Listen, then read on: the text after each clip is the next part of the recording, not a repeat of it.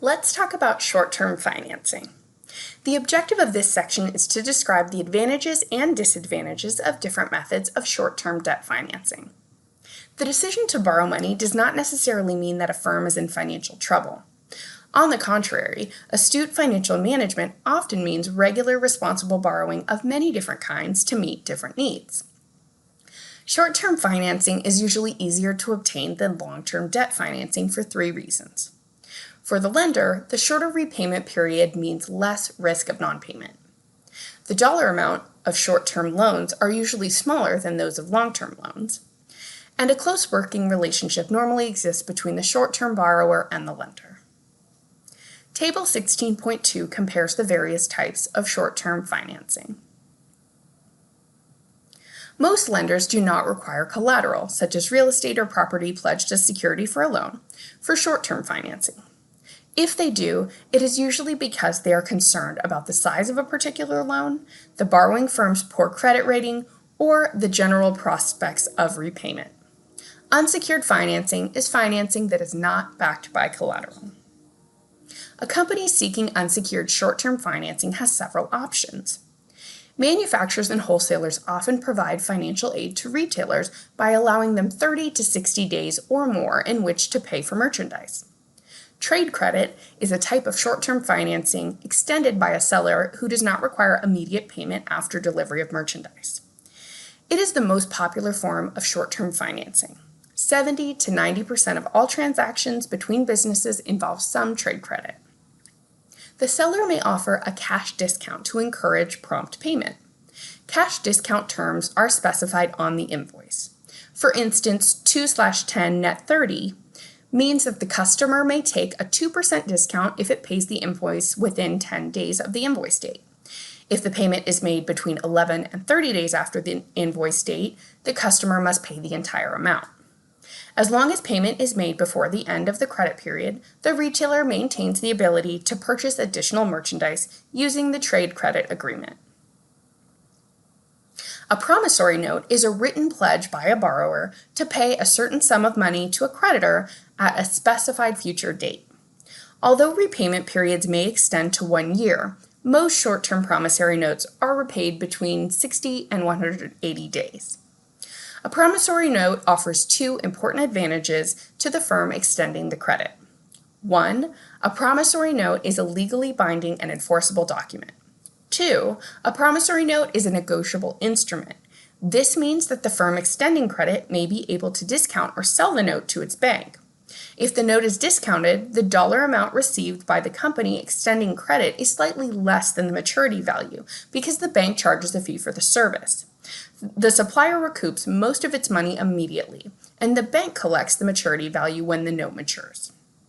Banks and other financial institutions offer unsecured short-term loans to businesses at interest rates that vary with each borrower's credit rating. The prime interest rate is the lowest rate charged by a bank for a short-term loan. Figure 16.5 traces the fluctuations in the average prime rate charged by U.S. banks from 1990 to early 2017. The lowest rate is generally reserved for large corporations with excellent credit ratings. Organizations with good to high credit ratings may pay the prime rate plus 2%. Firms with questionable credit ratings may have to pay the prime rate plus 4%. If the banker feels loan repayment may be a problem, the borrower's loan application may be rejected. When a business obtains a short-term bank loan, interest rates and repayment terms may be negotiated. As a condition of the loan, a bank may require that a compensating balance be kept on deposit at the bank. Compensating balances are typically 10 to 20% of the borrowed funds.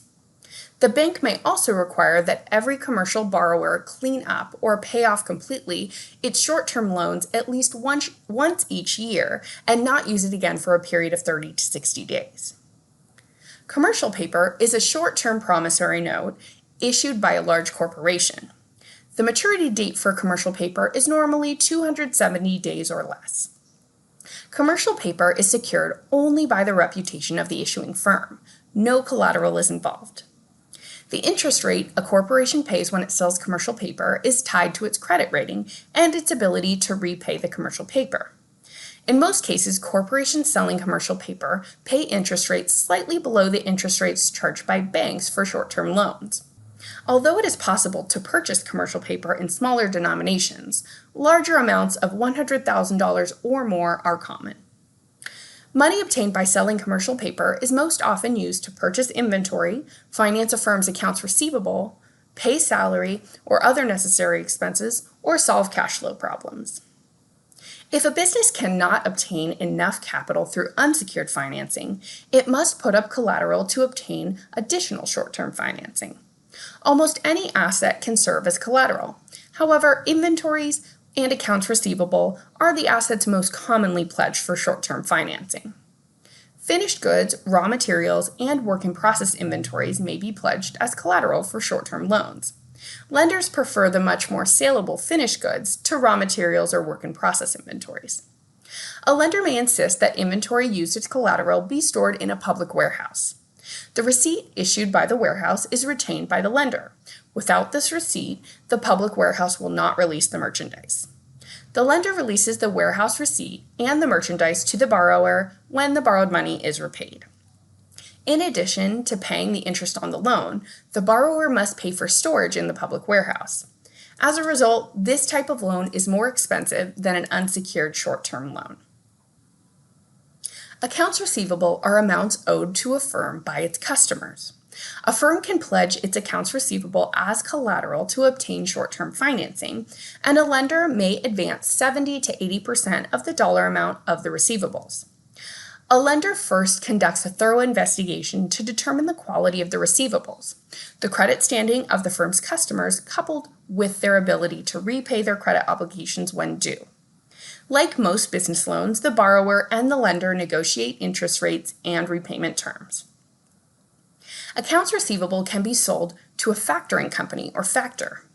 A factor is a firm that specializes in buying other firms' accounts receivable. The factor buys the account receivable for less than their face value, but it collects the full dollar amount when the account is due. The factor's profit is the difference between the face value of the accounts receivable and the amount the factor has paid for them. The amount of profit the factor receives is based on the risk the factor assumes. Risk in this case, is the probability that the accounts receivable will not be repaid when they mature. Even though the firm selling its accounts receivable gets less than face value, it receives needed cash immediately, and it has shifted the task of collecting and the risk of non-payment to the factor, which now owns the accounts receivable. Generally, customers whose accounts receivables have been factored are given instructions to make their payments directly to the factor.